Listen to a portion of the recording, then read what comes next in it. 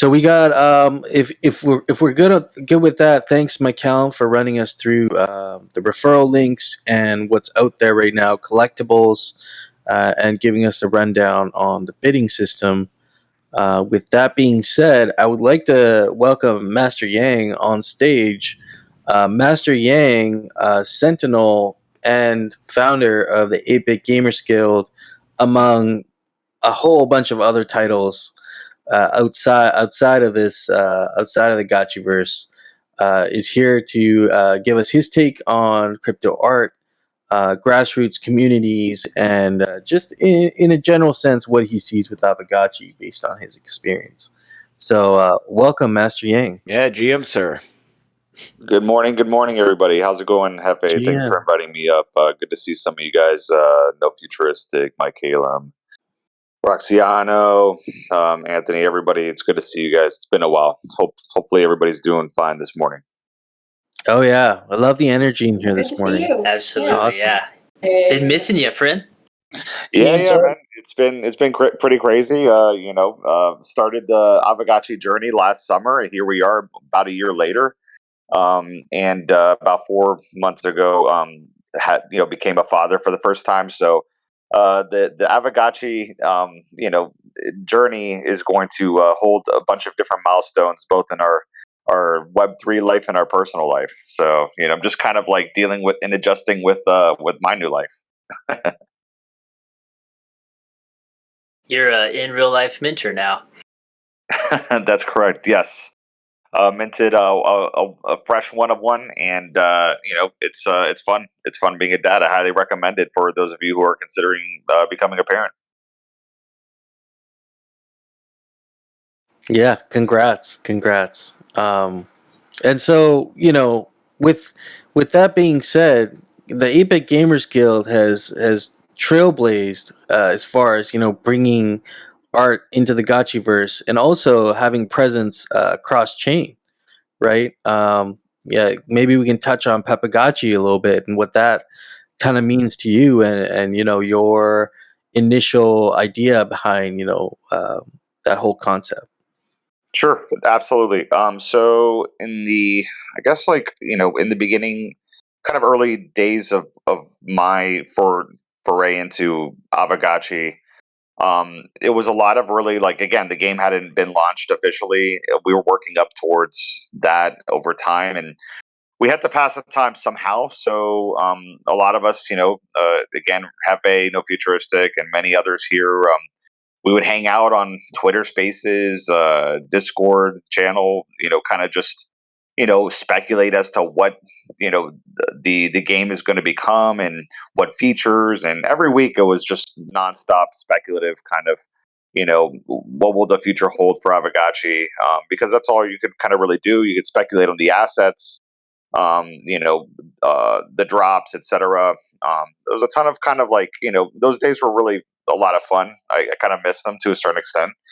Although, kind of one thing that we, and both Master Yin and myself kind of we're thinking about, we were kind of getting into rare Pepes, and, I come from early times in Bitcoin going back to 2013, and the Rare Pepe project started in 2016. I had a bunch of friends that kind of got into that, and my first NFT that I ever bought was from the Spells of Genesis project, and this was the first tradable, or the first card, or tradable card game on a blockchain ever.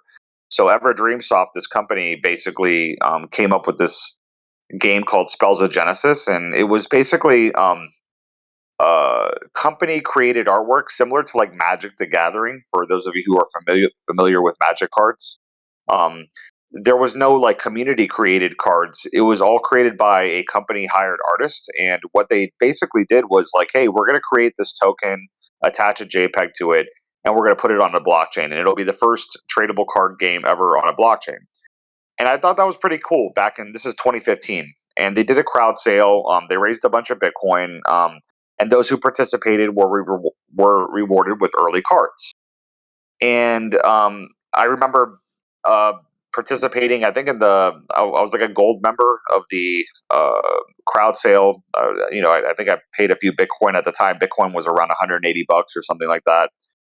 And I think I got I got a Satoshi card, and I got a bunch of other cards, like I think like a Genesis block card, and all of the art was representative of what was going on at the time in the Bitcoin space. So it was Bitcoin inspired culture fused with fantasy, kind of like, you know, um, medieval type of Game of Thrones slash Magic the Gathering esque, like kind of, mashup. So Satoshi card was kind of like this, for those of you who aren't familiar with that card, it was the quote unquote like the first card of the game. Arguably the FD card was, but the first official card was the Satoshi card.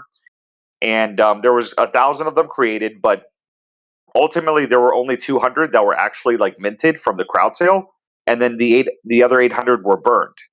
So um, at the time, I didn't think much of it. I thought it was just cool. I got the card. I participated in the crowd sale. I supported it. I remember telling Master Yin at that time, I was like, "Oh, this is pretty unique." And you know, but immediately, like, I was kind of down on my Bitcoin investment, like in that card. Like, the card kind of like just slowly dissipated into um, you know, the ether, and the game kind of like never really took off, and whatever. It just didn't really go anywhere. I didn't think much of it, but you know NFTs started kind of becoming popular, especially like summer of 2021 last year. And that's kind of when I like revisited the card, and like I was like, oh crap, like, I think at the height of August, I was like looking at it and I was like, oh, it's worth like, in the I think like end of July, I was like, oh wow, it's like worth like 50 grand. And then like, a week later I looked at it and I'm like, oh wow, this card just traded for 100 grand. And then next thing you know, like I think the card shot up to at one point $500,000 or more, maybe like, $650,000. I think it traded at the peak of the NFT bubble in August of 2021. So, and that's because of its historic value, the historical context. It was like, the first card, the first card of the first tradable card game on a blockchain. And I was like blown away that like the amount of demand for that card, and like what people were willing to pay for that kind of first historical kind of value of that card. So I'm still holding that card today. I have never sold it. I guess you could say that's pretty museum handed of me, or diamond handed of me. Like it's been 7 years now. I've been holding on to that card, and actually I bought another one like this year, so I have two of them now. But ultimately, like I kind of give that anecdote, and the reason why I'm even talking about this story is, guys, we're at the beginning of like the Aavegotchi, like fake Aavegotchis or fake Gotchi card game that's starting up now. These first cards that are coming out are naturally going to be the shelling point of this entire project, whatever comes of it, and when this art project, the fake Gotchis. So it's probably like a good move strategically to really, try to acquire these firsts. For those of you who are considering like either creating cards or um, you know uh, you know collecting some of these cards, this is going to be a little bit of a historical moment. And I say that with all seriousness. I believe in this project, and I talked with Jesse about some of the ways to go about it and so forth. And I was pushing heavily, early on for a kind of a community art project of this sort, because I think that it's healthy and overall going to bring a lot of new people into the Aavegotchi, the game, that are going to come for the right reasons. And going back to like Spells of Genesis in 2015, what was cool about that was that, wow, it's the first card on a blockchain, or first tradable card on a blockchain. That was the cool like part of it. But there were many people that wanted to participate in the minting of the cards. And what I mean by that is that like there was one artist or a few artists that were hired by the company to create the artwork to produce the cards. So while you could collect the cards and you could play the game, nobody could really participate as a artist from the community. And there were many artists that wanted to create Spells of Genesis cards, but Ever Dreamsoft was kind of very strict about the curation process. So they didn't really open up the minting or the creation of the cards to the community. Well, about a year later, after the launch of that first card, Satoshi card, there was an organic demand by a community that wanted to create Spells of Genesis cards, saying, you know what, if they're not going to let me create a card, we'll do our own project. And that's actually how Rare Pepes got started. So Rare Pepes kind of switched the model a little bit. And what it was that, okay, we're going to take this very popular kind of counterculture meme, the Pepe the Frog, which really finds its roots from Matt Fury, the artist who started it. And basically, it became a meme used on 4chan and kind of blew up over the last, a decade, maybe a decade and a half. And it became a proliferated meme and used from all different communities all over the internet. But then there was an anonymous artist that basically said, you know what, I'm going to take the Pepe the Frog meme and I'm going to tie it to a blockchain and I'm going to create a card like art. And basically what it was a Nakamoto card. It was the first Rare Pepe ever. And the artist who created that was an anonymous artist called Mike. And it was this artwork of Dorian, which was this for those of you who are not familiar with ancient Bitcoin history, there was just a random average Joe guy named Dorian Nakamoto that was claimed to be the anonymous programmer Satoshi Nakamoto who invented Bitcoin in a Newsweek article. And it was really just a complete just lie in order for Newsweek to, get a lot of attention and a lot of views. And that guy who really doesn't even know how to code became very famous overnight. And the artist took his face, made it green, kind of like a Pepe the Frog, and created what we call today as the first Rare Pepe, card 1 of Series 1. And the nickname of that card is called the Nakamoto card. He only made 300 of them. And those cards regularly trade anywhere from $250,000 to $500,000 today.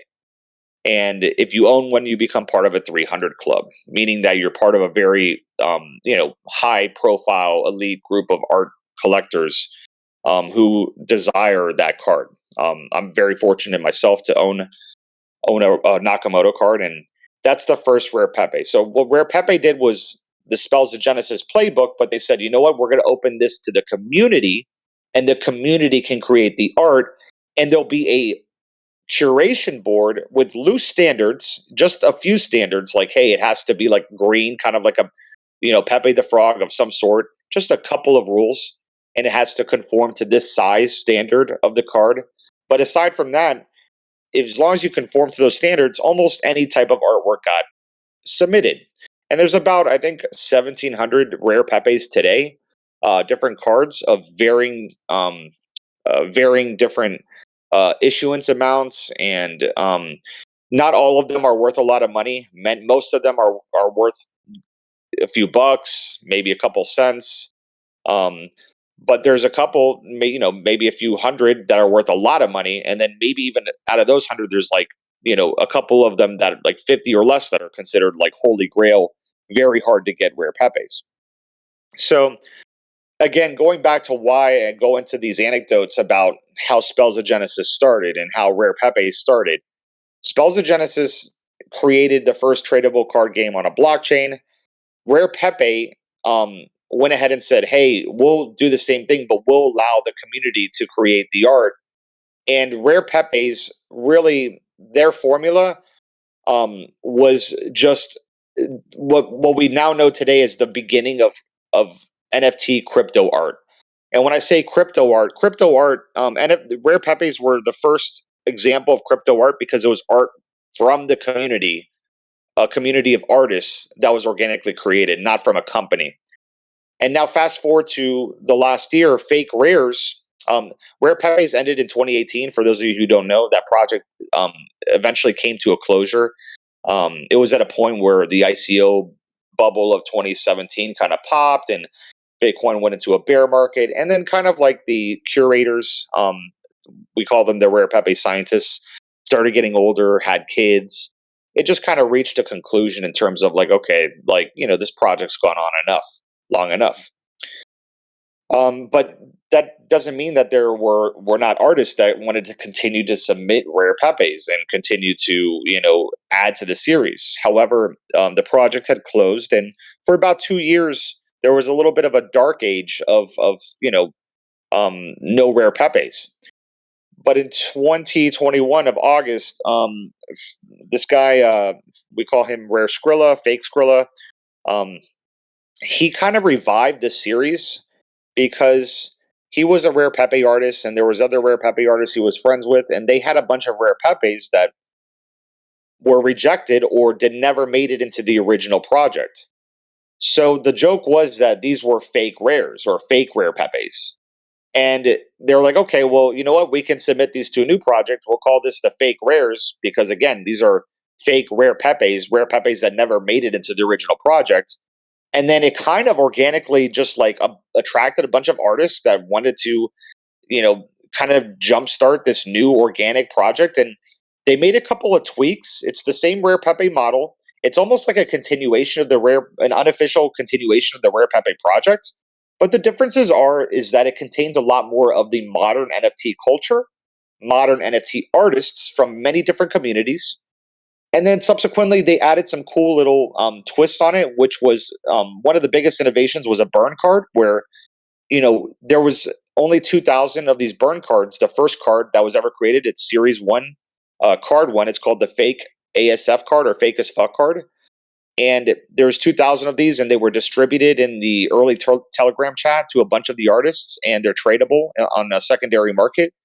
And anybody can submit a fake rare, but there's only a couple people that are selected by the curation board. And if you're selected, in order to actually publish your artwork, you have to burn a fake as fuck card, meaning that there's going to be some sort of finality to the project. There's only 2,000 fake as fuck cards, so when they're all burned, the entire fake rare project comes to a closure.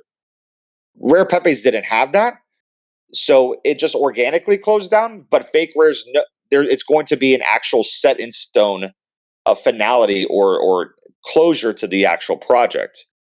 And fake rares, like I was in the fake rare community from the pretty much day one, and I submitted a couple fake rares. My artwork kind of sucked. I'm not like the best artist, and I never considered myself an artist. But for some reason, I found it cool that like I could collect the artworks in fake rares, and I could also contribute to fake rares as an artist. I thought that was actually pretty interesting. So I was like, you know what? I don't really do a lot of artwork, but like if I can get one accepted, it'd be pretty cool. I can maybe make some money too on top of it. So I submitted a couple. They never got accepted. The first 2 or 3 I submitted, and they were kind of low effort, to be honest with you. I tried my best, but they just weren't like knockout, like really good fake rares. But at the same time, I was in Aavegotchi with Master Yin, and like Aavegotchi was something that I was becoming more and more passionate about, and like it was fun talking with everybody in the spaces. And I'm like, dude, I saw this really good opportunity to maybe bring Aavegotchi into the fake rare community. And I remember hearing about this rare Pepe called the Sarutobi card, and that's for those of you who are not familiar, it's Sarutobi, Sarutobi. And Sarutobi was this probably the first blockchain game ever, I think, if I'm not mistaken, or the first example of a play and earn blockchain game ever. And that's probably important for you guys to maybe research, given the fact that we're all in Aavegotchi, which is a play and earn game also. So Sarutobi, which was this like little pixelated monkey, was the first like example of a P&E blockchain game ever. And somebody in the Rare Pepe community created a Rare Pepe that was called I think it was called Sarutobi Pepe, if I'm not mistaken. I got to double check that. But all it was the monkey, and he painted the monkey green. But what was interesting is that the Rare Pepe card you could take that card and bring it into the Sarutobi game, almost like you could take the token from the counterparty blockchain, and you could bring your Sarutobi Pepe into the actual game of Sarutobi from the Rare Pepe. So this was the first rare Pepe based upon a P2E game, and I just thought that was really cool. So I'm like, let me see if we can repeat this. And so what I did with Master Yin is we said, let's bring Aavegotchi into fake rares, as this being the first fake rare based upon a play and earn game. And that's how we created Aavegotchi, where we combined the aesthetics of the Aavegotchi ghosts into the aesthetic of a fake rare, or like a green Pepe the Frog. And for those of you who haven't seen the Aavegotchi fake rare card, it is within Series 4 of the fake rares. And what's cool about Series 4 is that series all had to contain music for each card. So it's a musical series. It's the first series where every card that was accepted into that series had to have a soundtrack embedded into the metadata of the of the card. So we took the one of the theme songs, which happened, like I looked it up on soundtrack on, I think it was on, I want to say SoundCloud, and it was, I think I remember it being royalty free. So I'm like, oh shit, perfect. And it was such a dope track. I remember, like, you know, like the land raffles of Aavegotchi early on, and I remember, like, I remember the soundtrack just being so dope. Like, while I was like running around and bid to earning on the land raffle, and I would just leave the Aavegotchi soundtrack on all day, like, and it just became ingrained in my mind. So I'm like, okay, let me just take that soundtrack and put it into the card also, and that's how we made Aavegotchi. If you go to Twitter, you can follow Aavegotchi. It's PEPAAGOTCHI on Twitter, and or you can go check it out on the 8-Bit Gamers Guild Twitter handle. And feel free to link those, Hefe, if you want, in the chat, and drop the Aavegotchi card so everybody can see it. But we made 121 of these cards. We got it approved, and it's got embeddable music. You can go check it out on xchain.io, and go listen to the soundtrack that's embedded into the card. And it looks pretty dope. I mean, I find it pretty cool. It's got the aesthetics of the Pepe. It's got the aesthetics of the Aavegotchi. But what I really loved about it, and I think, honestly, it was one of the first fake rares. I don't want to say it's the first, but it's one of the first that really took another community and brought it into the fake rare culture. And that was very important, because I think that, like, I really pushed for that, and I pushed for the importance of that when I was like trying to persuade the fake rare curation board to accept the card. And if you look now, like, the fake rares that are being approved in Series 8, Series 9, they're almost all artists from one artist, or artists from other NFT communities, and that's just bringing a plethora of collectors into the fake rare community, and fake rares are starting to blow up. Some of you I know in here collect fake rares. I remember that fake rares didn't even sell out. I had to give away many of my early fakes or trade them, because there weren't even enough collectors to buy all the fakes.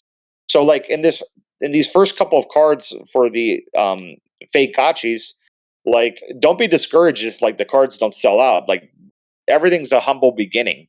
Um, you know, Trade cards for cards. I encourage all the artists to, like, if you don't sell all your cards, like, remember, guys, like, a lot of how the first series of fake rares went was artists trading cards for other cards. In fact, there were some cards I couldn't even buy, even when I offered BTC. The artist said, no, I'm only trading cards at this time, because they wanted to collect cards. It's almost like they found the cards were going to be more valuable and have a better ROI than the BTC that they could collect in the early series. So I'm giving you guys this perspective because it's been a hell of a journey. I've been in Bitcoin and crypto a very long time. I've also, I've been in NFTs, when they weren't even a big deal back in the day, and now, NFTs are becoming more and more of a big deal. And I think that this community art project that CiderDan and Jesse really pushed and lobbied for to get done, and they put a lot of hard work into it. Um, I think is going to be just a really great thing for Aavegotchi in terms of adding another layer of community to the game. Um, I think that we saw with the launch of the game, there was definitely a grassroots vibe, and then a bunch of players came into the game, thousands of players from many different guilds that really had no idea about Aavegotchi culture or Aavegotchi early culture, kind of came in to farm the game a bit, and that diluted a little bit of the grassroots vibes. At least from my perspective, some of you may or may not agree or disagree.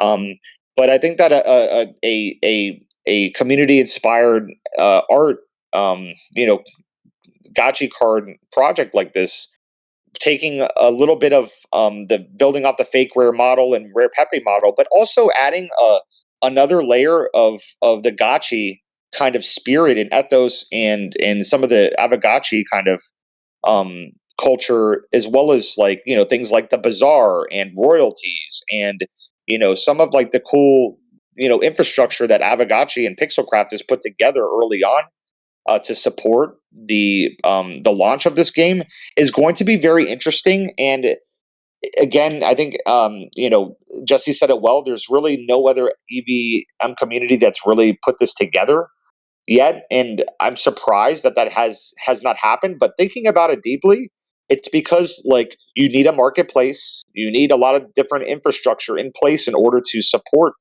a project like this.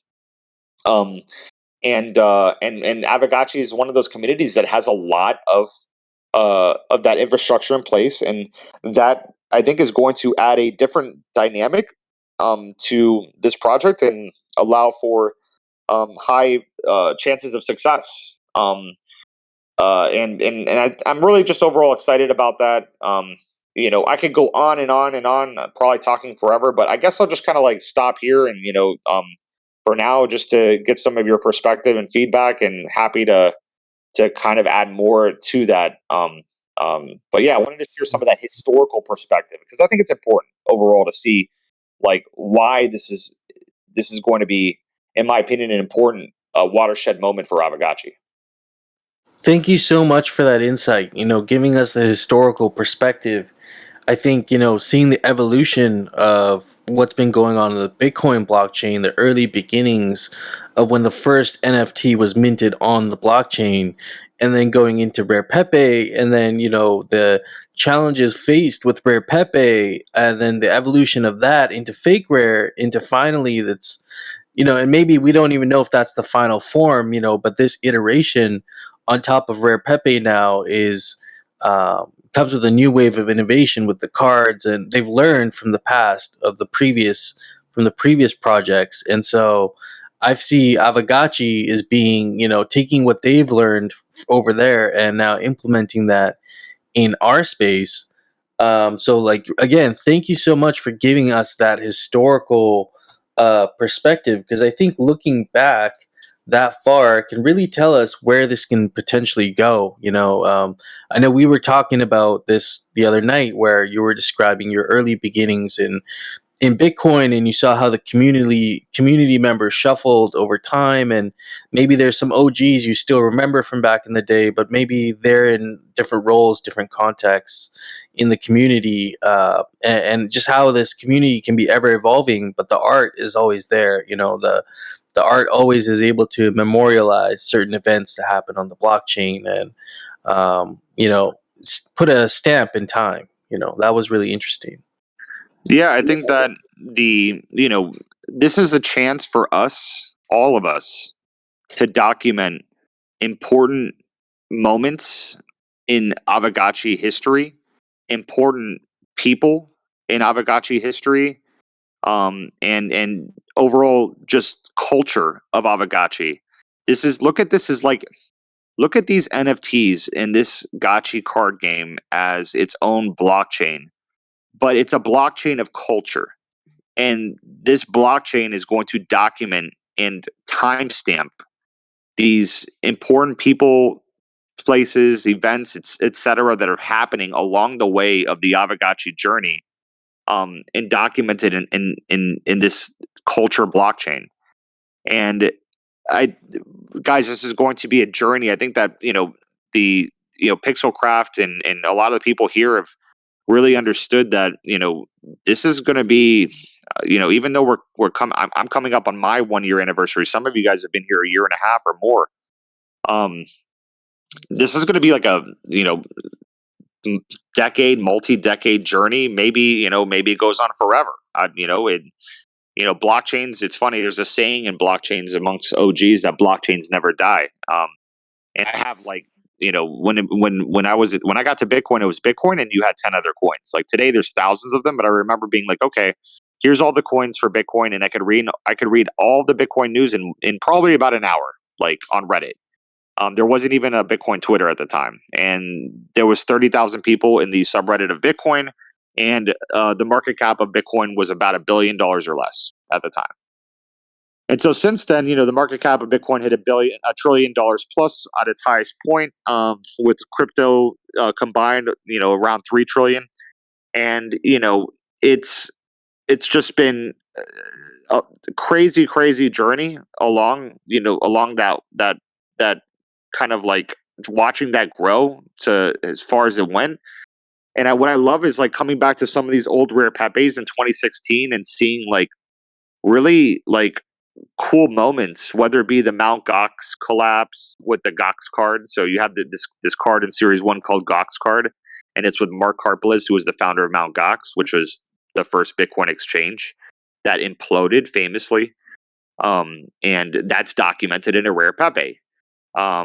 There's a card of Roger Ver, who's like an early proponent of Bitcoin. They used to call him Bitcoin Jesus. And there's cards of Roger Ver in there. There's cards of famous podcasters in there. And, so, I mean, there's just so much early Bitcoin history. I can go back to Rare Pepes and see it. And it may not mean much to some of the new people that are here today, but those Rare Pepes are traded for lots of money, especially the rare, hard to get ones, because a lot of the people that covet those rare Pepes are very rich today from the Bitcoin and crypto investments they made at a time when they were worth nothing, and the rare Pepes themselves were worth nothing. But to own a piece of 1 out of 300 of the Nakamoto cards, for instance, that first rare Pepe ever, that card, in my opinion, is going to be such a high performer that I wouldn't even sell it for Bitcoin today. It wouldn't make any sense. I think that card will be, trades for like whatever 6.5 Bitcoin today to maybe 6 to 8 Bitcoin.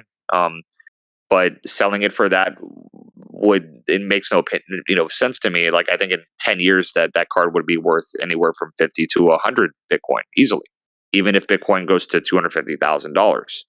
So I just think that these certain NFTs that are going to be nostalgic to us, and like for instance, if the game Aavegotchi continues to be successful and take off, and maybe it becomes a lot of you guys, I don't know about you guys, but I remember when Axie Infinity was I think like a $50 billion like market cap or economy at one point, and it took like a few months to get there,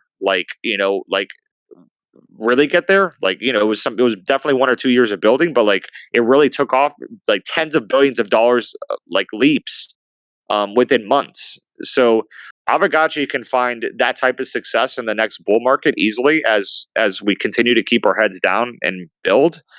Not that necessarily like money is the only objective for some people here, but ultimately, like if Aavegotchi finds a success and there's a legitimate economy that's built out, like in Aavegotchi, and there's parcels and there's a metaverse and it ties into other metaverses. Like think about what these cards could potentially mean to people in 5 years, in 10 years.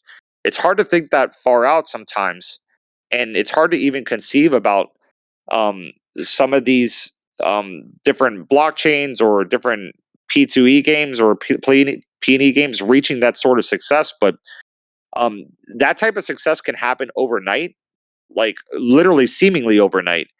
And I literally saw this with the Solana NFTs. I remember like collecting Solana NFTs a year ago, and everybody used to laugh at Solana NFTs. And I remember when Solana Art had just launched, and there was like 1 or 2 marketplaces, and Solana NFTs were kind of like always laughed at as being copycats and jokes. And And now Solana NFTs are like, not everybody's joking about them anymore, and it didn't take long to get there. It took about a year. That's it. And now there's like billions of dollars of NFT trading on Solana, when there used to be like literally nothing just a year prior. So it kind of shows you just how exponential things can get. And then in that exponential growth, like the early art that like really becomes a focal point or a shelling point for kind of that culture that really bootstrapped the beginnings of that success. And that's why, like, I wouldn't fade this project if I were you. I don't think many people here are, but I'm just saying I really wouldn't fade this project much at all. And I implore everybody to really, when you're making these cards, think about the culture. Think about like if this card or this piece of art that you're creating today, like, is this what you want somebody to come back 5 years from now and remember? And that's what it's all about. It's about really creating that meme that is going to pierce the hearts and minds of this community, and just really like become one of those like shelling points, like where we look back on and go, God, man, I remember that card from that guy, or I remember that card from Rigo, or from Roxiano, or and it just everything from the artist to the time when that card dropped to the collecting experience of that card, and where the game was at that point in time, and us being in this Twitter spaces, all of that forms a memory, and creates this cultural vibe around that particular piece of artwork and that meme. And then that meme becomes a meme of production, and becomes a cultural, priceless culturally in our in Aavegotchi, in what we're doing and what's happening here today. And I kind of really want you guys to really think about that, like, while we're in these early times, because not many people get to start from a project from day one, from the ground, from getting off the ground. And I just think that it's just so cool to be here at this moment in time. So yeah, sorry to kind of like long-winded. Just speaking to history, though, it's just this is a very, I don't know, it feels important moment. I'm looking very forward to it. I've been I recently became a father, so I've been not as involved in Aavegotchi the last couple of months as I've wanted to be. However, I'm looking for this project to help me bring my attention back a little bit. Also, work's been busy, business has been busy. I run a bunch of different things, and I got too many projects going on. But both Master Yin and I like are looking at Aavegotchi not just in the next month or in the next year or whatever, but we look at this for like, okay, this is a project we're gonna be here for many many years. And there's gonna be times where you have to walk away, take a deep breather, go like work on life a little bit, but then you come back to it. And again, it's the community is going to change a little bit. There's going to be people that come, people that go, people that rage quit. All these are different parts of the journey. I'm no stranger to it. And I'm here for it. I'm here for the journey. There's no destination particularly that I'm thinking about. I'm just thinking about the journey at all times. So yeah. I'm going to jump right in here real quick because that is not long-winded at all, man. I want to run through a damn wall. You always get me pumped up, proud Keck Lord, happy with everything 8-Bit's doing. Just appreciate your time. I always appreciate listening to you talk. I appreciate that. And yeah, I mean, it's been super fun. Dropping that Pepagotchi fake rare. I think that card is going to be a legendary fake rare over time. We don't even need to do much with it right now. I have aspirations for it. I want to build out the Pepagotchi story a bit. I've worked on it. I have some things written down. I have some artwork I've done. I keep coming back to it and picking it back up and moving the ball a little bit. It's not something that I need to do overnight. It's something that I want it to be nice. And I would even love to integrate the Pepagotchi card into the Aavegotchi game in the right way. So I'm in no rush. I want it to be the right thing. But I really appreciate the support from everybody that helped make Pepagotchi a success. It was one of the early fake rares, one of the few early fake rares that sold out. We did reserve 21 cards for the guild that we plan on doing probably some trading with down the road with other guilds and with Pixelcraft, etc. I would love to get one Pepegotchi into every major guild. But again, not in a rush to do anything, just sitting on those last 21 right now. The other 100 have been distributed, and they're out there trading actively on the secondary, and they're still pretty affordable. I think they've traded as high as half an ETH at one point, and they're probably maybe like, I don't know, 0.25 give or take at that. So ultimately, I really love how that merged. I wanted to really merge that Pepe culture with the Aavegotchi culture to symbolize how mimetic Aavegotchi is. And I really do think that these ghosts, the Aavegotchi ghost, and I think Hefe said it best, is they're so simple. It has to be simple. It's got to be something that anybody can draw. Anybody can draw an Aavegotchi here today. All of you guys. And if nobody here thinks that they can submit a Gotchi card and get it approved, I beg to differ. I don't really give a shit how shitty your drawing is or how shitty your artwork is. Like, everybody here has the potential to create a great meme. It may take a couple of tries, but you're going to have that idea as you're trying eventually come to you and go, oh my God, this is genius. And it doesn't have to be perfect artwork or artistic, like an oil painting or anything like that. It can be just a funny meme overall, like something that's like, oh man, that's so clever, and it'll come to you. If it does come to you, immortalize that meme in a Gotchi card and stamp it into the Aavegotchi cultural blockchain. Wow, dude, Giga Brain, always impressed with what you have to say there. And like you said, you could talk for days, but I could also listen to you for days. So we could be here for a while if that happens.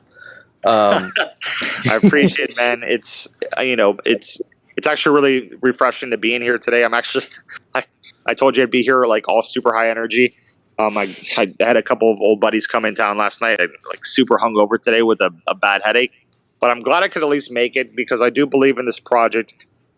Jesse believes in this project immensely and deeply, and him and CiderDan, really, really care about the culture. We're so fortunate to have just amazing like developers that are working on this game that not only just care about the game mechanics, but care about the culture of our community.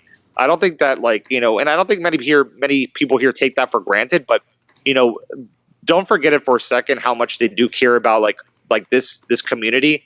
A lot of us are friends with each other, and they are not just here again for a quick cash grab or to raise money for BCs and just dump it on everybody and get this thing farmed out to the T. They do it for their own self satisfaction, their own self pleasure. Many of their friends played this game. They are heavily invested in this game. Like, this is something that means so much, and there's so much skin in the game from all around, from so many players and different different stakeholders of this game. That's again why I've invested so deeply in this game, and why I still believe into it, and why I'm holding. I haven't sold a Gotchi to this day, and ultimately at the end of the day, I'm a long-term holder. I really love some of the long-term thinking by some of the guilds in the space, and there's guilds that haven't even woken up yet, that are just kind of like, all right, they're still working through their kinks and so forth, that haven't even really brought like their resources and talent yet. And and they will eventually. They're going to see that, like, oh shit, it's time, and there's going to be a wave, and in that wave, this culture is what's going to allow us to tie our roots so it doesn't wash away when that wave comes. And that's the main point, is that this card game is so important, in my opinion, that if it's done right, and we all participate, and and bring our best memes into this as much as possible, it's going to allow us to maintain our culture throughout the ebb and flows of the people coming in, coming out, and the changes that we're going to face along the journey. And that's what's so important about it to me, and why I'm so glad that it's happening. Man, you have me uber bullish on all this, including the fake Gotchi and the collections, and getting my shit together with my iPad and actually creating some stuff myself. Because I think you touched on it. We all have that inner creativity, and even if you have a good sense for memes, you can always make up for it. If you don't have the best artwork, and so there's a lot to unpack there with what you said, and I'm sure a lot of people will be going back and listening to the recordings after this, because that was a lot of context from your experience and where we could possibly be going, where we will be going, as a community while we embrace this project. You touched on a couple points there that I thought were really interesting to kind of tie all this together. Is you did mention this cross chain interaction with Pepagotchi now being on the Bitcoin blockchain, and one of the things that I'm anticipating is hopefully we get some of the talent involved in fake rares and rare Pepes. We get some of that talent to come and showcase some of their best work through Aavegotchi as their next medium. I think that's going to be really exciting, from my perspective, to see that start happening. And I know the Bitcoin community hasn't, over in general, up until now, hasn't interacted with Ethereum L1 or art collecting on Ethereum specifically.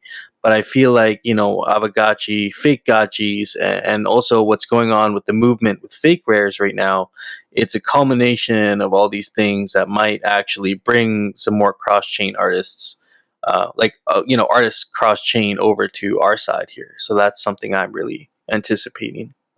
I mean, I may or may not, I may or may not, be right about some predictions, but I wouldn't be surprised if this launch, happens with a few fake rare artists that are in it, and Pepe artists that are coming from the Pepe community and the fake rare community to bring some of their talents into the Gotchi community. And what's going to be really funny and interesting to see is that if that does happen, if some other artists that haven't played this game or own any Gotchi assets or land in the Gotchiverse or anything like that, or Aavegotchis, what'll be interesting is that if they launch a Gotchi card or do a Gotchi card and participate in the Gotchi card project, what'll be very interesting to me would be, would they at that point in time find it interesting enough to maybe play the game also and get into Aavegotchi and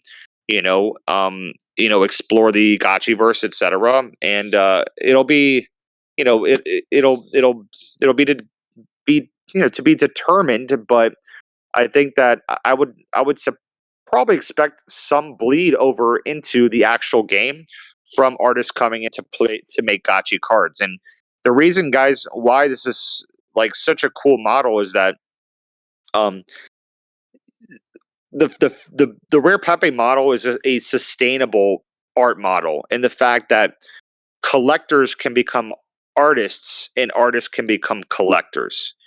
And the ultimate bug is when you collect a fake rare or a rare Pepe, you can't create a rare Pepe today, but when you collect a fake rare, you want to collect usually another fake rare. And then after a while, you're like, damn, it would be sick if I can submit a fake rare. I would love to be part of this culture and be part of the history of this project, knowing that one day it'll eventually come to a conclusion. And I would love to bring my talents and bring my a little bit of my inputs into this cultural project that's happening. And I think that will probably even happen with this project. Fake gotchis are probably going to attract fake rare artists that want to make money. But then when they come over to create gotchi cards to hopefully, earn for themselves, they're going to find a vibrant community that they may go, wow, I want to be part of this community. And then they're going to see other dope gotchi cards or fake gotchis and say, oh, I'm going to collect some of these. So now the artists are not only making the art, but they're also collecting other cards from other artists. And then next thing you know, they're buying their first Aavegotchi, or maybe they don't even buy it. What's cool is that they don't have to. They can borrow one, which is so awesome. Like the fact that, there'll probably be some other artist or some collector that they become friends with that they can borrow a gotchi for probably a very reasonable rate, or, and play the game and go, wow, I can maybe earn some for myself, buy some gotchi assets, and then get back to collecting, make some more gotchi cards, and it's just going to snowball in itself. And this is why it's so sustainable. Artists become collectors, collectors become artists.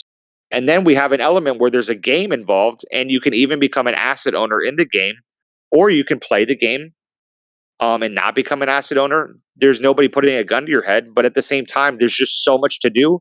And last but not least, there's a new element of royalties, which doesn't exist in fake rares because of the counterparty protocol and how it works. There's no royalties built into that protocol. But because we have the bazaar and we have such great infrastructure and we have amazing that amazing diamond contract and that lending contract that that Pixelcraft has built out, there's just cool fee arrangements and splits we can do, like to again, like 8-bit is probably going to sponsor some artists to come in and create some gotchi cards, some fake gotchis, and that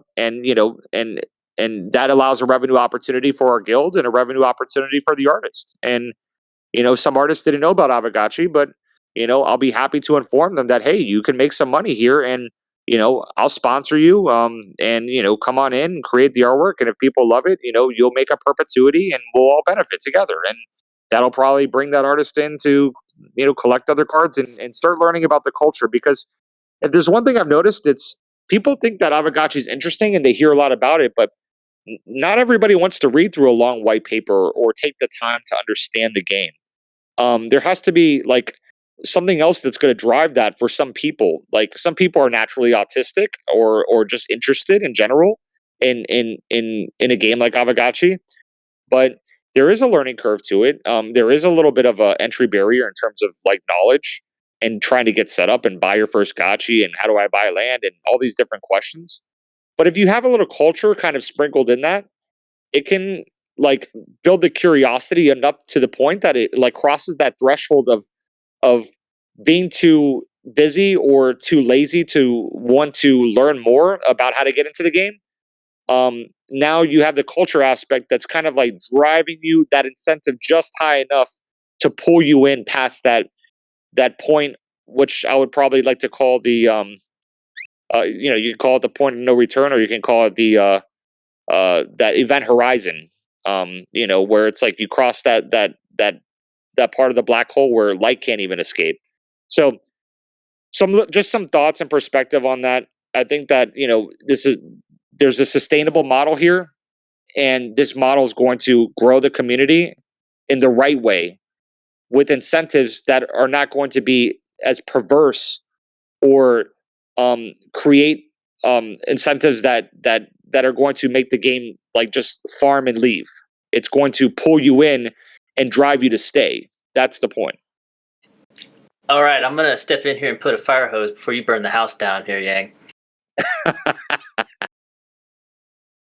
That's lovely, man. That's fantastic. Again, if you guys are into this and understand the preachings happening here, be aware of the 8-Bit Gamers Guild, join that server, hang out with this guy. It's always just a good time listening to him talk. Really appreciate it, man. And again, I can go forever, guys, but a little bit of my perspective.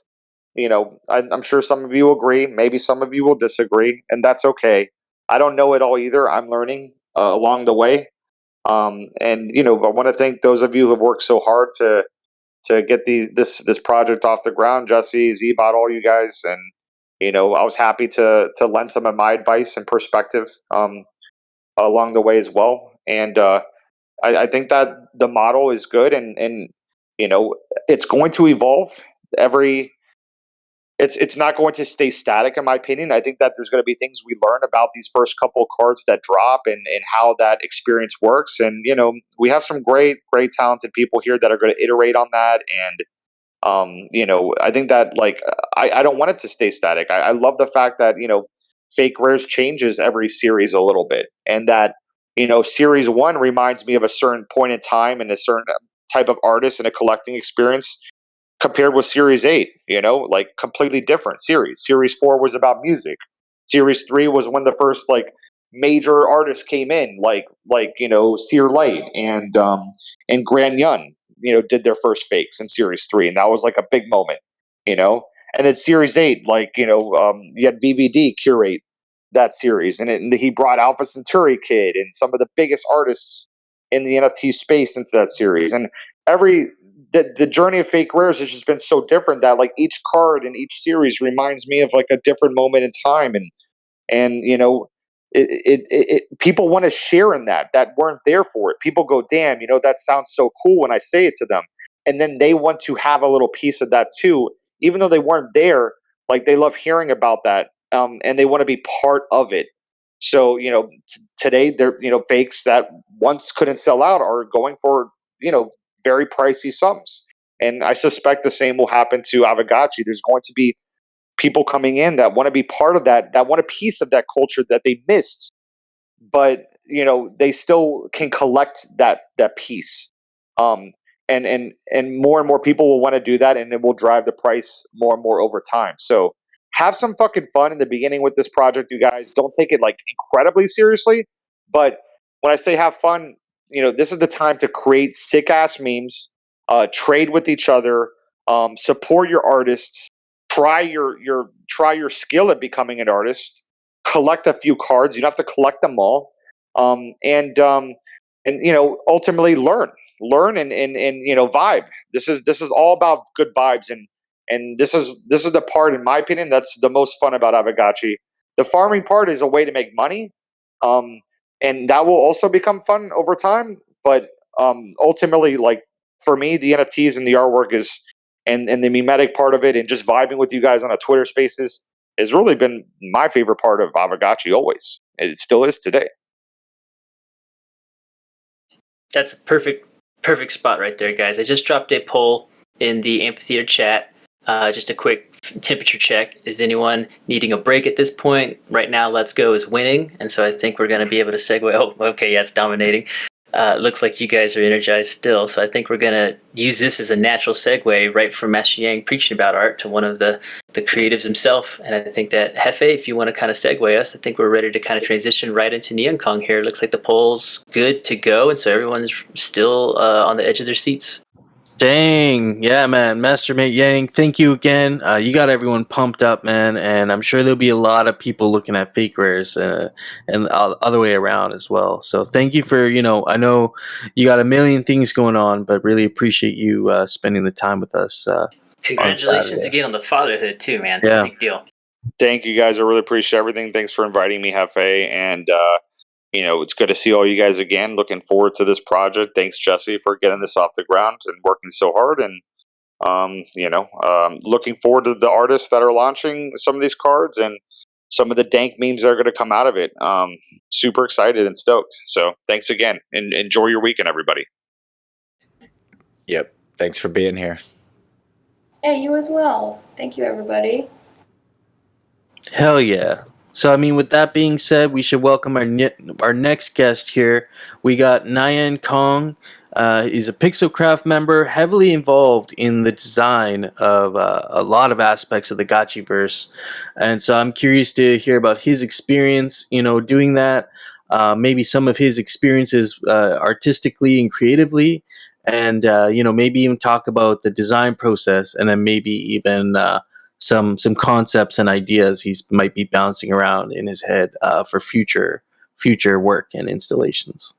So welcome, NyanKong. I believe you're already on stage.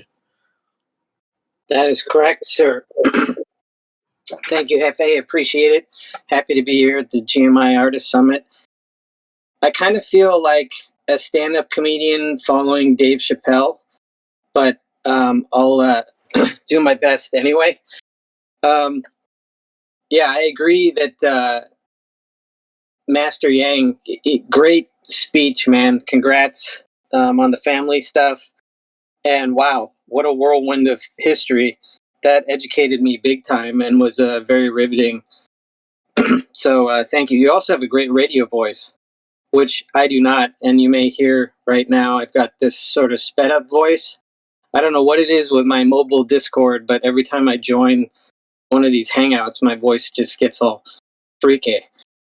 So anyway, I'll jump into some thoughts, and then anyone's free to interject with any questions or anything. Feel free to go grab some food. I had to run off, unfortunately, to grab some waffles because I was starving. But I'm all fueled up and ready to go. But yeah, everybody do what you need to do. Yeah, right on.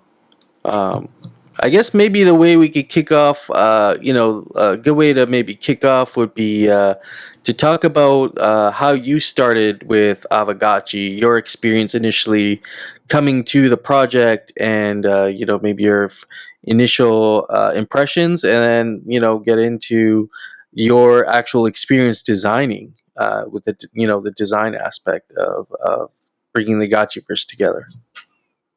Sure. Well, initially, about a year and change ago, I don't know, year and 3 or 4 months ago, I got in touch through a mutual friend with Jesse and Dan to see if they could help me with my own NFT project. It was a giant robot mech NFT project, serious style of art.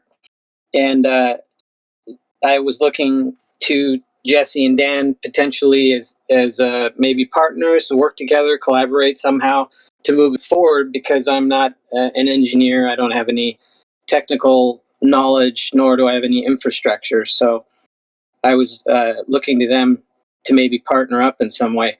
Well, within the first 2 or 3 minutes, it became obvious that they weren't going to be able to help me because they were super excited and passionate and right in the middle of building this thing called Aavegotchi. So we got to speaking about it, and I thought, well, may not be able to work on my project, but maybe I can help them with their project. And that sort of is the birth of our conversations that led to me helping out, consulting with some game design and some conceptual art. And the main reason that I was working with them was to help contribute ideas towards shaping what they were calling the Gotchiverse. So part of my education was taking a look at the brand so far with Aavegotchi, all of the character art and what existed on the websites and the community and all that stuff. And very cool, a very interesting art style. And so the challenge for me artistically was to try and create an environment that complemented the look of the gotchis, because it's a very characteristic retro pixel look, childlike, sort of naive style, very appealing, charming, but also rendered facing the camera, very flat. So left, right, well, initially it was just the front facing angles, and the whole side angles, back views, and all that stuff was in production by Zbot, who I want to send a shout out to. That guy is amazeballs, and it's always a pleasure to work with him. But my role quickly became, how can I complement what he had largely created?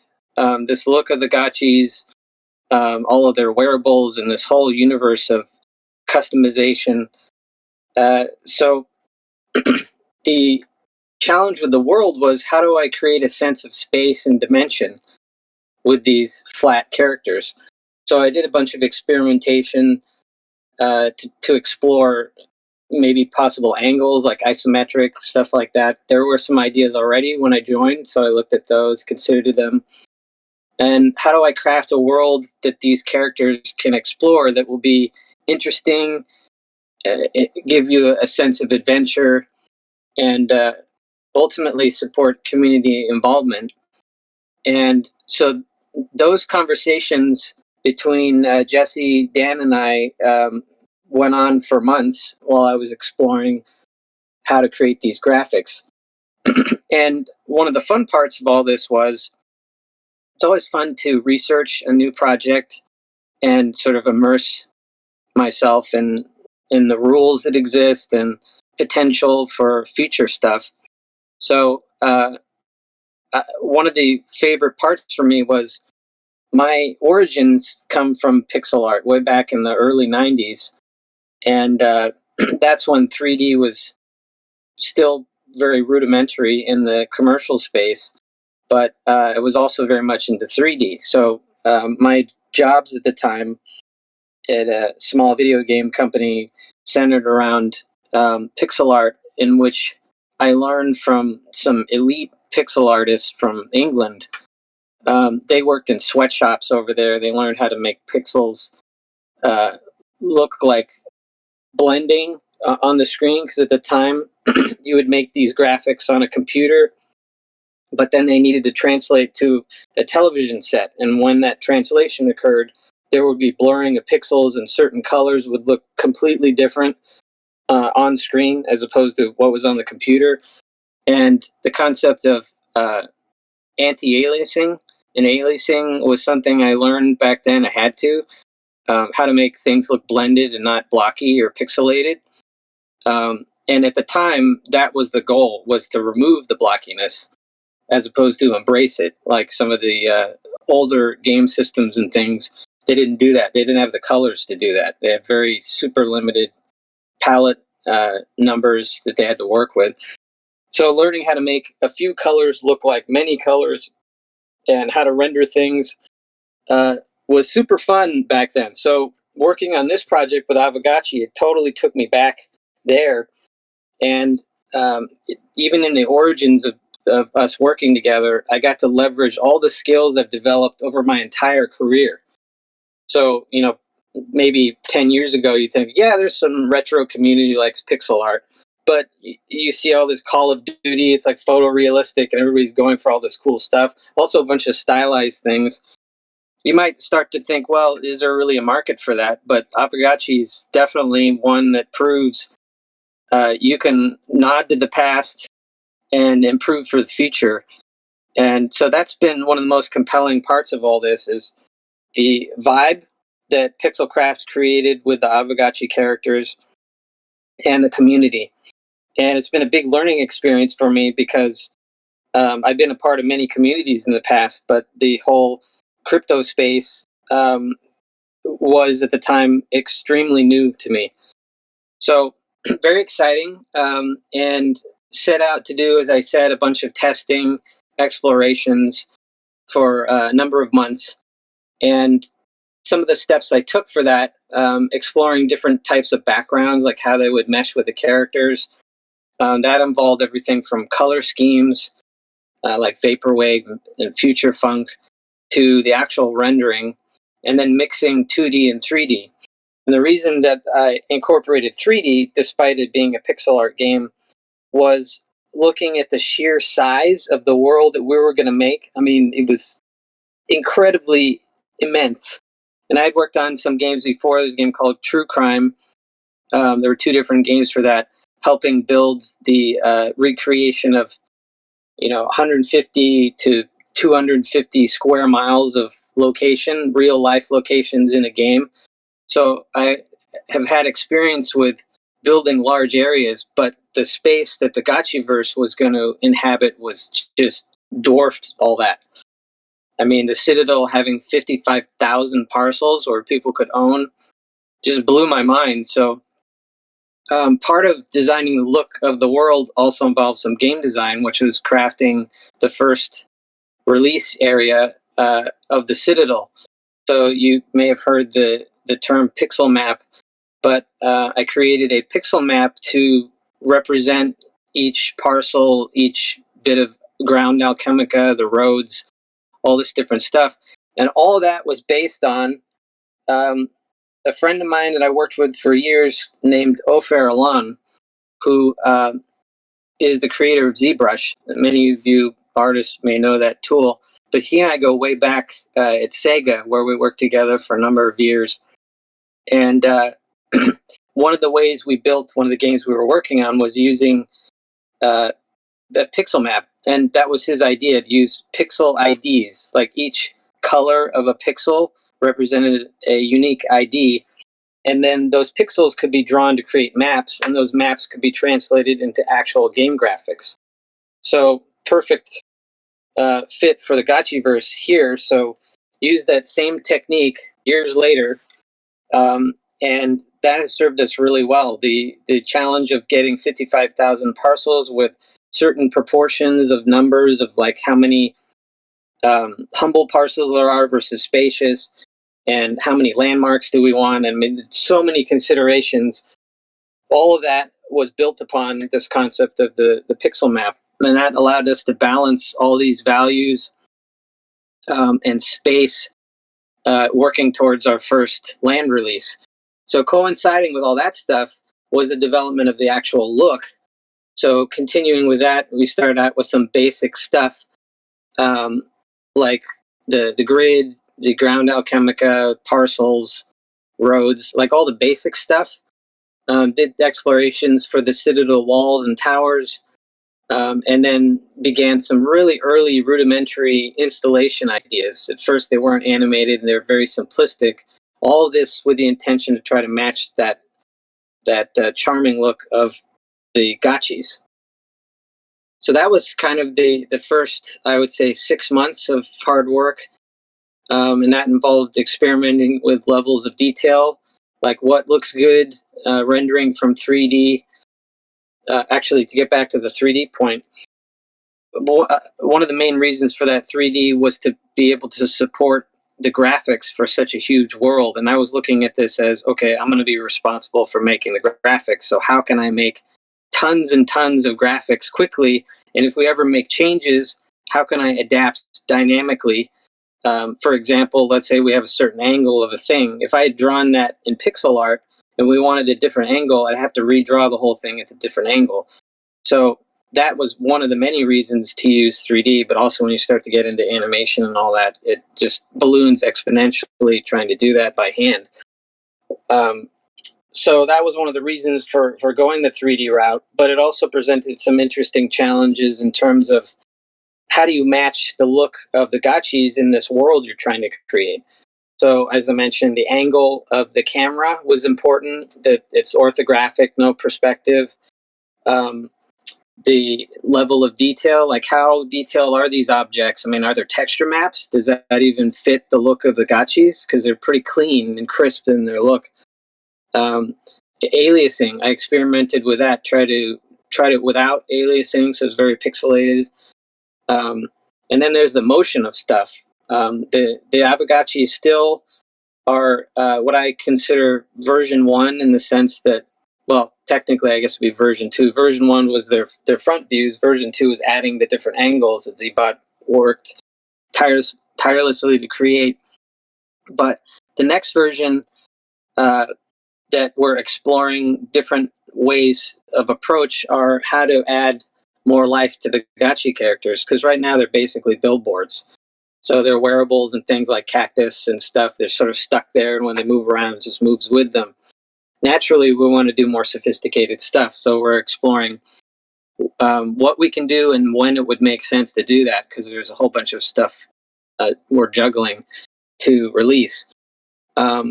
So that speaks to the motion of the characters, both in their bodies, but also in the parts of the bodies, and what could we do with that, and how complex is that to do, and how much scope are we talking? Are we opening cans of worms that we won't be able to close? How do we approach all that so that it's smart and we can maximize our return? But then how does the world reflect that? So one of the agreements that we all made early on was that things that were about gotchi size, maybe bigger, like the liquidators, for example, those would be hand-drawn, pixel crafted, although we have other pixel crafted artwork like special effects and certain world graphics. Largely, that was the distinction between what would potentially be 3D rendered versus 2D rendered. And so larger characters, structures, things like that, the agreement was to have that delineation between who would do what and how we would do it. So that's pretty much the beginnings for me, and the basic process. My involvement in the project is, like a number of people on the project, I've worn many hats. Game design is a big one. Narrative, we have a narrative team now, and obviously artwork for the Gotchiverse, creating everything from the structures you see to the ground to installations to the decorations, and so on. Things like the, for instance, Zbot owns those. He keeps them pixel art related, which completely fits and helps blend the world together even more. He's done a fantastic job with creating awesome stuff there. Yeah, so that's kind of part one of my answer. If anybody needs to take a bathroom break or grab some food, go ahead. That's so awesome. I mean, I just want to quickly touch on some of the points you made there. One of them was how you kind of come about creating this Gotchiverse, the vibe. It's so interesting that a big influence was actually this previous skill set that you had, through your career, you'd kind of moved away from it. And then you found relevance in our project here with what we're trying to do, and you're able to bring that in. But not only that, you actually had obtained your 3D experience, and so it's bringing the old with the new and creating almost like a new age pixel art. It's like reinventing a genre of like art, like game art. And it parallels basically the crypto space with this retro pixel style. It is a neat texture and contrast between the two. So yeah, it sort of similar in that respect. And then one of the other challenges that you touched on a few times was this, this idea of integrating 2D and 3D together in the same space, and also making 2D look more 3D. Because I think that's something that was, I thought would be pretty challenging, to create the 2D Aavegotchi into a 3D space, and then also be able to flip the movements around and stuff. That must have been taking a lot of work to do that. Yeah, it did take and continues to take exploration because if you remember the last big cinematic drop we did of the Gotchiverse, started out with the little farming scene, had the Tree of FUD animating, and ended with the giant liquidator walkers. That was challenging because we were forced to deal with the fact that we had a 3D world with a moving camera with flat characters. So, of course, in the beginning, we explored the idea, well, what if they were 3D characters? And one of the reasons we didn't do that was scope. That adds a lot of extra time and work, but it also didn't really hold a thread to connecting to the core of all this, which is the 2D characters. So we wanted to keep that, but the challenge was, well, how do you do camera moves without the characters feeling too flat? And you'll notice in the video, there's definitely scenes where the characters don't look as dimensional by nature of the angle of the card that we're showing with that texture map of the 2D character on it.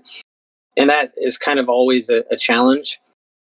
And as we move forward, we'll continue to consider that with not only our cinematics, but also stuff in-game. There's a lot of stuff we have plans for that we want to do that need to respect the core rules that we've established for the 2D art and the 3D, but we need to blend them in interesting, challenging ways. So that'll be ongoing, but is fascinating. You also mentioned there the evolution of gotchis. These initial gotchis that we bought, the initial Aavegotchi that we summoned from our portals, only had one dimension, and so you're buying whatever you saw there. The one look of the gotchi, we didn't see what they looked from the side. We didn't see what they looked like from the back. Same with all the wearables. There's three dimensions, or I mean, three different other sides that we hadn't really gotten a look at, and it was pretty amazing, honestly, to get the full kind of all four side view of the Aavegotchi. Some of the wearables had Easter eggs that were almost revealed, which is really interesting to see what the backside of a jacket looked like. And I was like, oh dang, like the backside of the gamer jacket isn't just black. There's actually like a symbol on the back there, or some of the other ones. I know Zbot probably designed some of a lot of these ones, but like the astronaut suit, and I thought that was really cool. We saw another dimension of it, and so I guess my question would be, moving forward, we're going to be a game that's going to be around for a long time. how do you see the next iterations of gotchis? Like, how, in your mind, how does that play out? Do you think they're going to become more 3D? Do you think that they're always going to retain that 2D kind of blockiness to them? Like, how do you see Aavegotchis evolving over time? Or do you see them staying the same and maybe the game around them evolves? I think a combination of all that stuff. I kind of look at it as we have a culture now with this prevailing style, so we'll definitely continue with that. I mean, who knows the future? But I foresee there being other styles, like Spider-Man and the multiverse and all that. So there could definitely be 3D characters in the future. Not in the short term, at least through Pixelcraft that I see, because that's a huge effort, and we've got so much we're focused on to build out the Gotchiverse as it currently is evolving.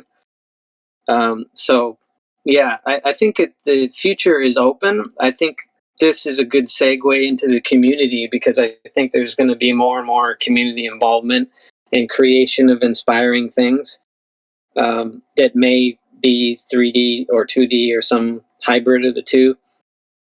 Or who knows, maybe it'll be like 5D by that point. I don't know. But I think, I definitely think we should respect what we've created. I don't see us throwing away I know that you're not suggesting this, but I don't see us, as an extreme example, throwing away the 2D art that we've created. That will always be the foundation and the heart of all of this. When I create anything in the Gotchiverse, I always try to look towards that as the source. Source of Yeah. truth. That makes sense. You know, keeping that classic look that we all first really spoke to us, I think, is important, and preserving that. And then also the way you guys designed the Gotchiverse in 3D still doesn't look too far. Like, it doesn't look far off from what the Aavegotchis kind of represent. So they blend in really well, in my opinion. And so when you're designing installations, that must be another sort of a challenge that you have to take on, is making the installation kind of look like the other ones, but not look like the other ones. You know what I mean? Make it Yeah. like the fountain kind of surprised me. That looked really, even though it looks like an Aavegotchi installation, it looks so different from all the other ones. So I kind of want to know more about what's your thought process when you're designing an installation and you're looking at the rest of the Gotchiverse, saying like, how does this kind of, fit in with everything? Yeah, how do you maintain consistency? That's a really Yeah. good point. It's challenging because we as people are always evolving. We're never the same, and the same goes true for artistically as you develop things. At least for me, I find that my styles, even if I have rules established, can deviate. They can evolve. They can change, and so it is a, a consideration always to try to look at different parts to determine whether it doesn't fit anymore. Like, this diverges too much. And I will say that there are some instances, for example, the Maker bot, with the Maker installation, I went to another level of detail with them. I could go way more detailed, but it was hard because I was getting into the electronic and the mechanical part of stuff. And that's kind of one of the differentiators in the world is it more naturally based? I mean, it could be created by gotchis of old, for instance, the castle walls and the towers, or is it technology based? And what are the origins of that? How is that created, and how does that look? So there's definitely considerations and rule sets established for not only shapes but colors, levels of detail, stuff like that, for the different types of assets in the world. And it just comes down to keeping an eye out to try to keep it as consistent as possible. It's not perfect, and that's okay. As long as it's close, I think that's, I don't want to say good enough, but I think that achieves its purpose. Like, the first consideration is, does it feel good? Like, does it look good? Does it sound good? Does it do what it's supposed to do? Like, is it supposed to be an aesthetic thing for looks only, or is it supposed to offer some functionality? And if it does offer functionality, does it speak to that in some way? There are obviously a lot of considerations when designing this stuff, but when it comes down to trying to maintain a level of consistency, I think there's a good system for that now, as we create new installations or whatever it is, new parts of the world. There's a lot of things that we're working on that nobody has seen and probably won't for some time.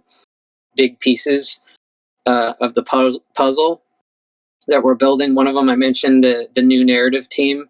We're actually building out the narrative for the next 2 to 3 years. So we're building like, a series here with story arcs and character arcs and all that stuff. A lot of meat that we as developers can leverage, but also the community can also leverage, and through discussions can evolve.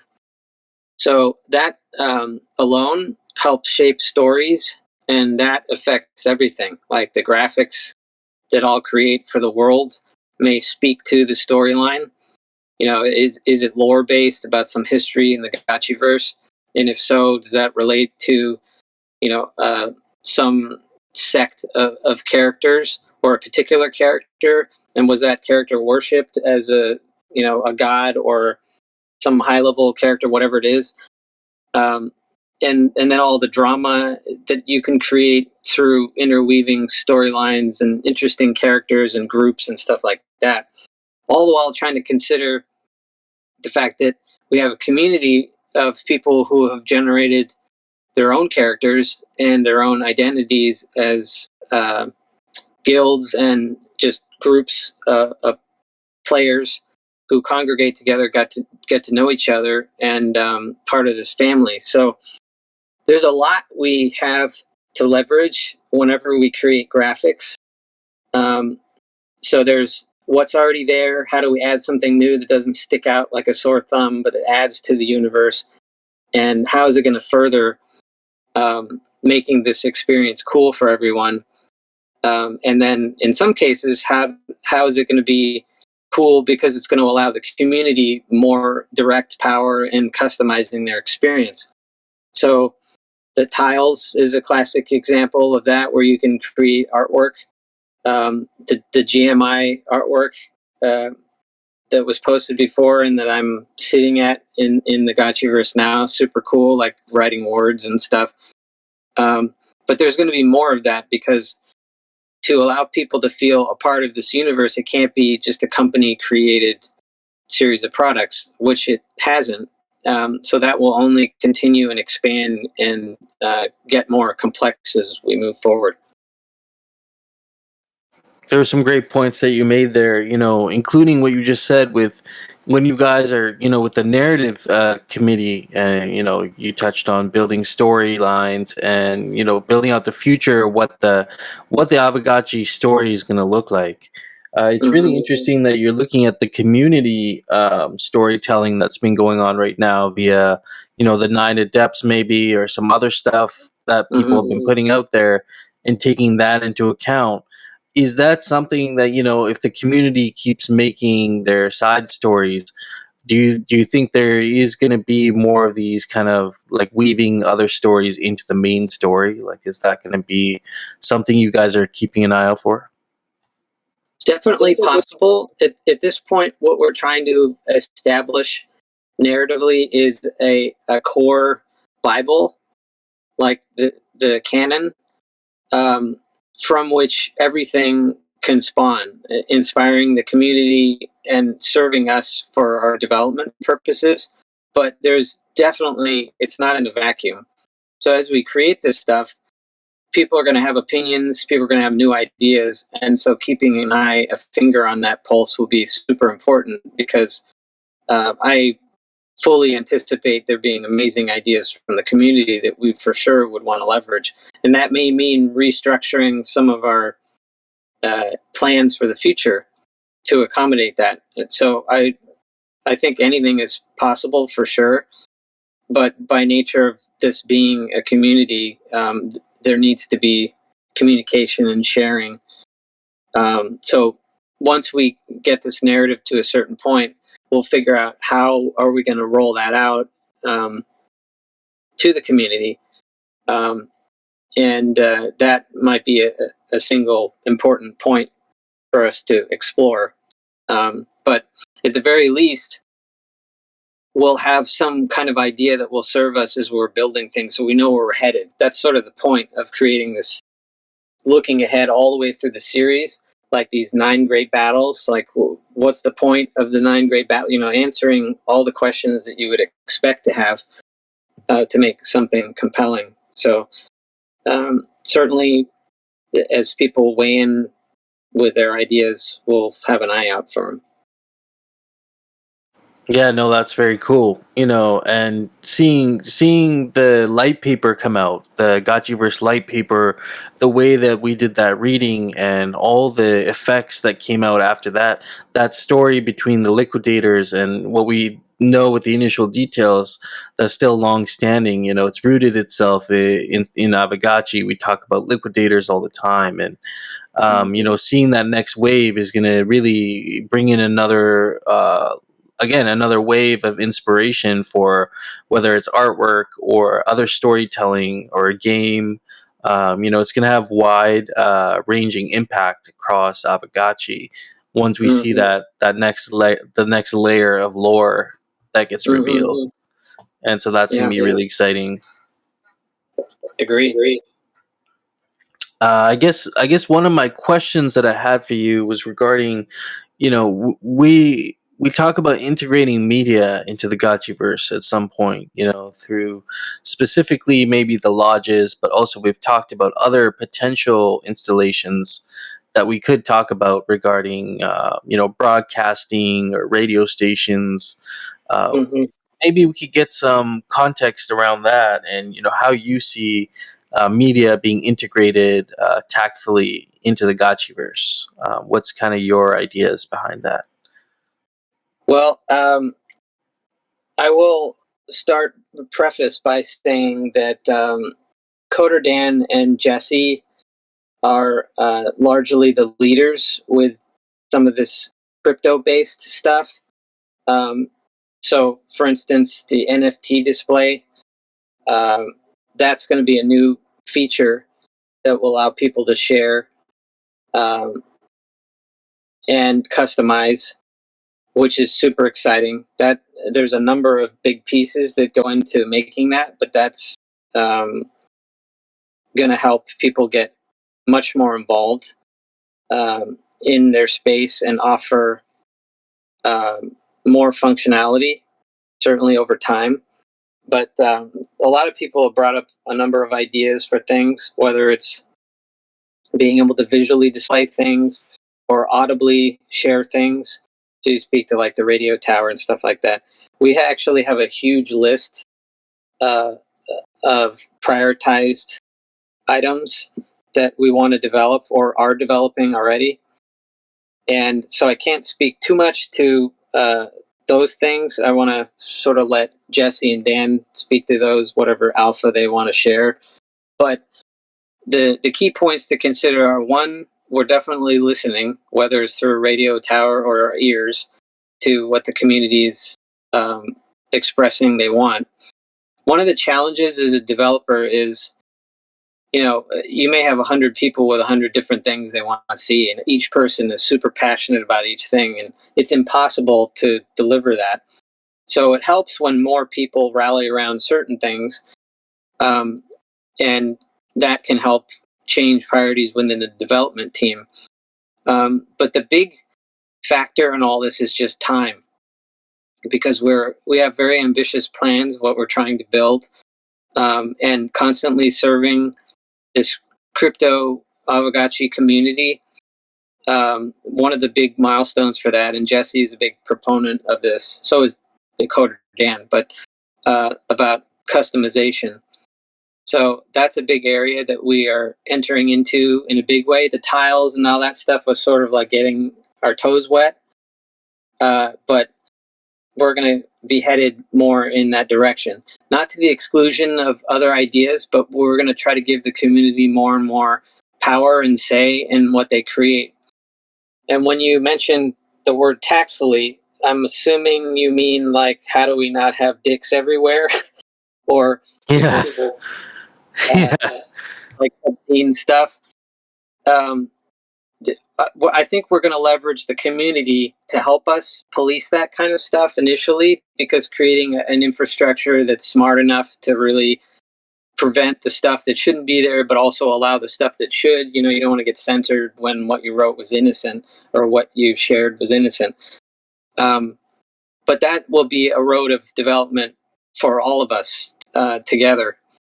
But the goal is to allow people to express themselves. So how we do that, how we allow for that, so people can enjoy themselves and they can get what they're after through that sharing, whether it's to advertise themselves or just to share their music, or as today, their beatboxing, whatever it is.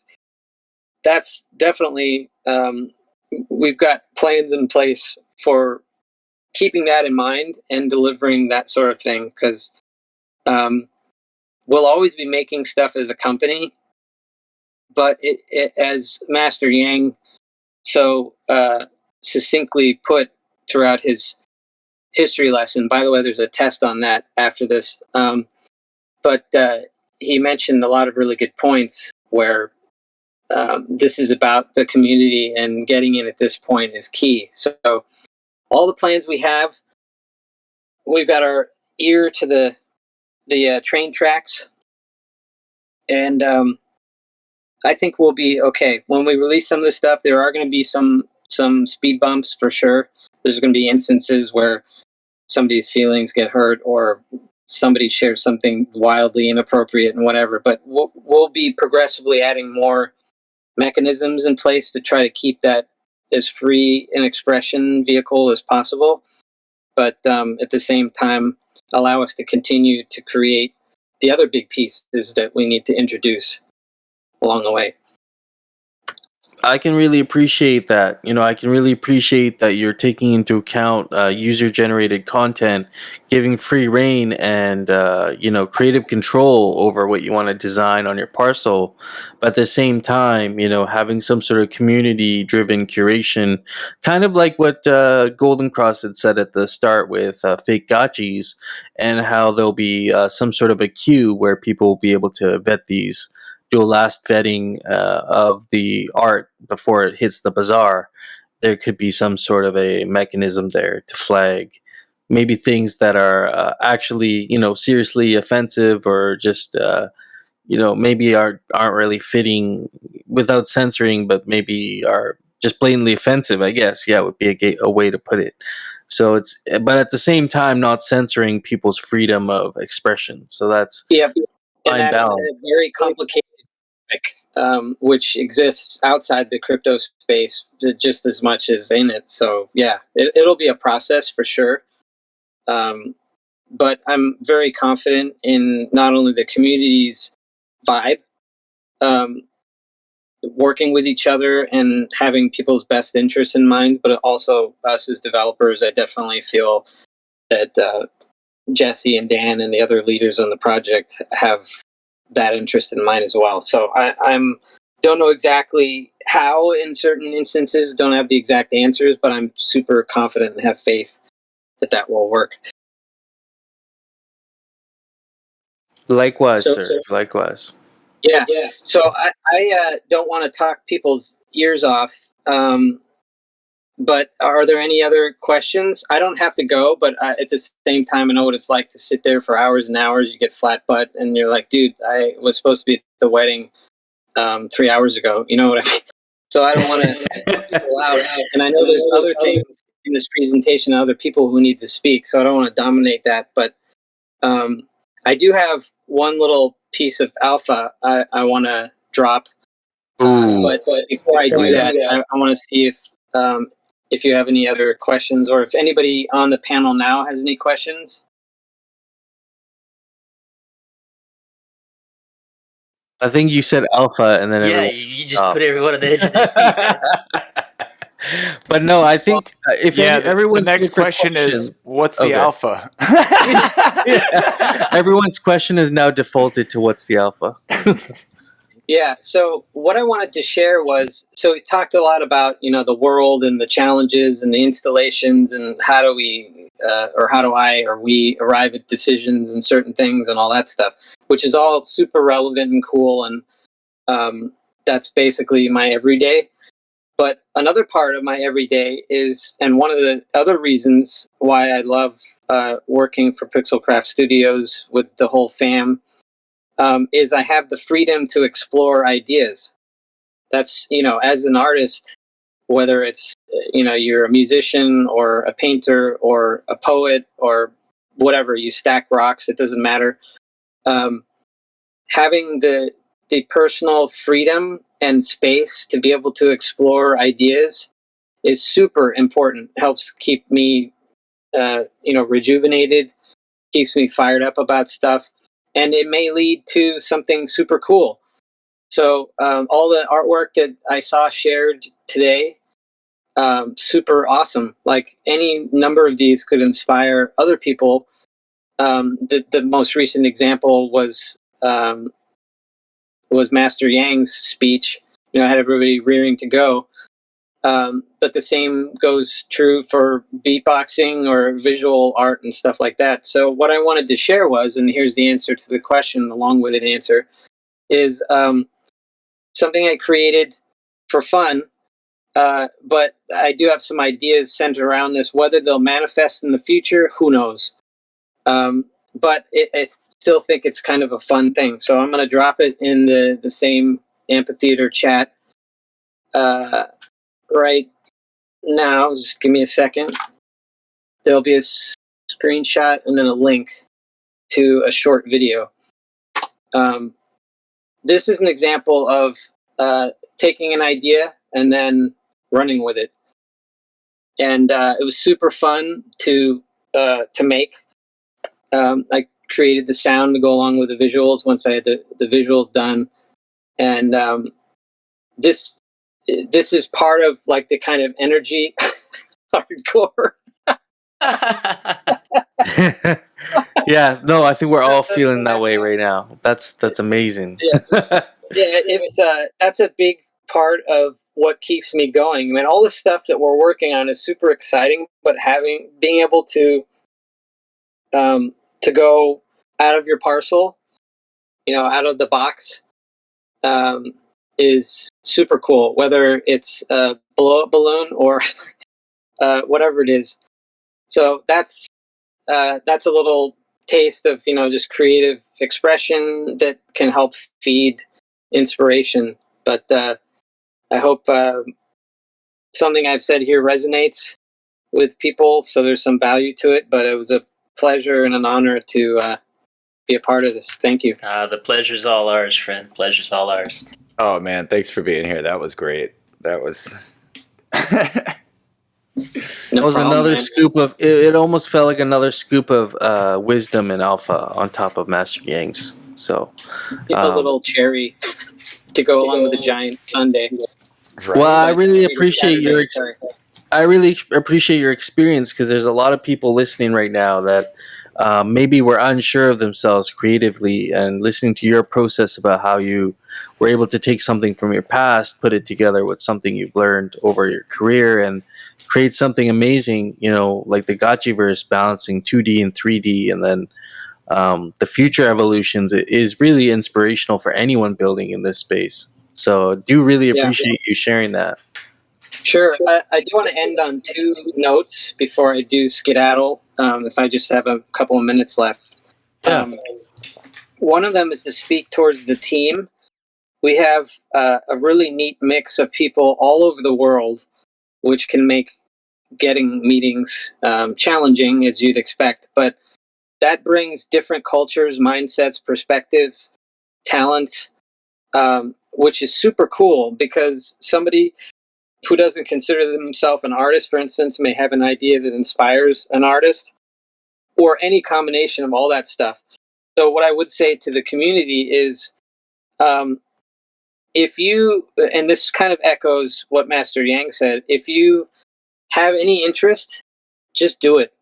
Like, don't be afraid. If I had to pick a community that I've ever seen online, this would be the one to share your stuff with and not feel like you're going to be ridiculed or judged or anything. In fact, I think you'll feel supported. So if there was ever a time to fly out of that nest, and maybe you've dabbled in stuff and you're like, no, this looks like crap. All the stuff I see everybody making is amazing and I shouldn't share. Just do it. Because in the end, it's not about, is it an amazing, technically executed piece of art? It's, does it make people feel something? And that could be that they laugh because it's funny, or it could be they're sad because it speaks to something that reminds them of something. Who knows what it is? But that's sort of the point, and that speaks to storytelling. So if you have a story to tell, even if it's a scribble, you should totally share it. And whether that's for bidding purposes or just sharing it in the community, you have the potential to build self-confidence by sharing. You have the potential to improve your skills by sharing, and also become a tighter, connected member of the community. So there's really no negatives to what you can get by just expressing yourself. So with that, I'm out. But thank you. I really appreciate that. Yeah. Really appreciate that.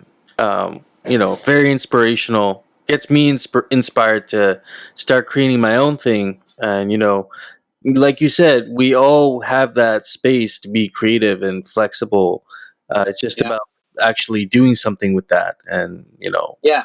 One request for a future one of these is to get Z-Bot in here, because he's a great guy. I had the opportunity to meet him and his wife. My wife and I met them, I don't know, 3 months ago or whenever it was. And his energy in person is just as jovial and passionate as it is online. Really great guy, and he's super inspiring. So I think getting him to share a little bit about his story and his vision for stuff, I think people would be riveted. So anyway, just a thought.